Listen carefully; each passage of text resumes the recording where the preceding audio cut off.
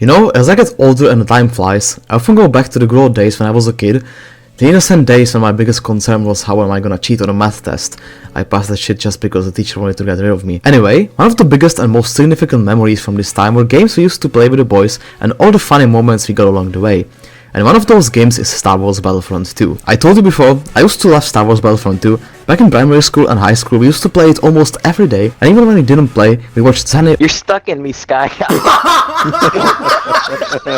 or Bombastic or any other famous YouTube creators doing Battlefront content back in the day. I even ended up making a couple of videos myself on my old Czech YouTube channel, and don't get me started on what happened when I discovered mods. That was a whole new level. Peak Battlefront 2. You just had to be there, otherwise you can't imagine what this game meant to us. Unfortunately, there was one huge problem. It was an EA published game. And what are EA games known for? They're either absolute garbage, or they're good and they're left to die after a few years. Or in case of Battlefront 2, both. You might remember when the game launched back in 2017, it was a complete disaster.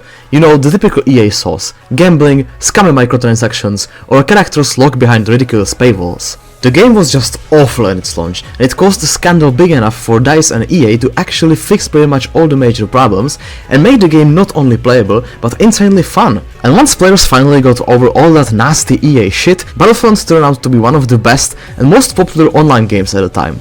But as we all know, the peak Battlefront era didn't last long. In August 2020, the game received its last update and then EA decided to cut its support, leaving it to slow, painful death. How surprising, we definitely haven't seen this before. I'm so sick of this fucking company. They're trash! If you stop updating a live service game, it will eventually die, no matter how good or popular it is, and that's exactly what happened. But here's the thing. Despite EA being a bunch of shitters, the players have never given up on the game. There was always a small amount of dedicated ones still playing, and of course, we have the fun projects like Kyber, which is a custom Battlefront 2 client with mod support running on self-hosted servers. I definitely plan to make a video about Kyber, but it's still not fully open to public yet. You need to get an invite for playtesting. While Kyber is definitely something that could be a future of Battlefront 2, there's still a chance the original game could make a comeback at some point. I mean, the servers are still up, and most importantly, Star Wars is still popular these days, especially because of Andor, which is probably the best Star Wars we've seen besides the original movies and Rogue One. So it is no surprise that people got all nostalgic and decided to hop on Battlefront, because that's what Star Wars means for most of us. It reminds us of our childhood, whether it was 5, 10 or 30 years ago. I myself grew up with prequels, Clone Wars, Rebels, unfortunately this piece of shit, and of course Star Wars games. I still remember the insane hype around Fallen Order. It seems like yesterday, but it was 6 years ago. I was 16 at the time. It's fucking insane. So when we get all nostalgic about Star Wars, and especially Star Wars games, well, we sit down and play one. And that's exactly the reason why we've recently seen the biggest player count on Steam since 2021.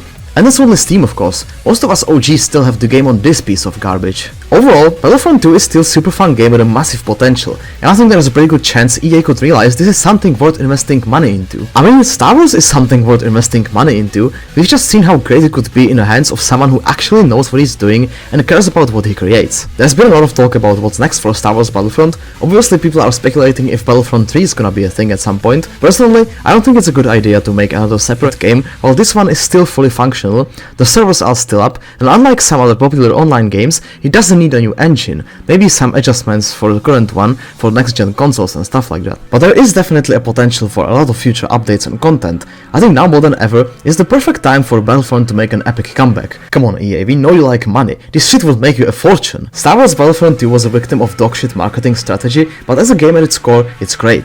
And people know it, so they just refuse to let it die, one way or another. So, who knows? Maybe we're actually gonna get to see a glorious Battlefront 2 comeback, either the original game being updated again, or a completely new one. And if not, well, we can still wait until Kyber gets released for the public.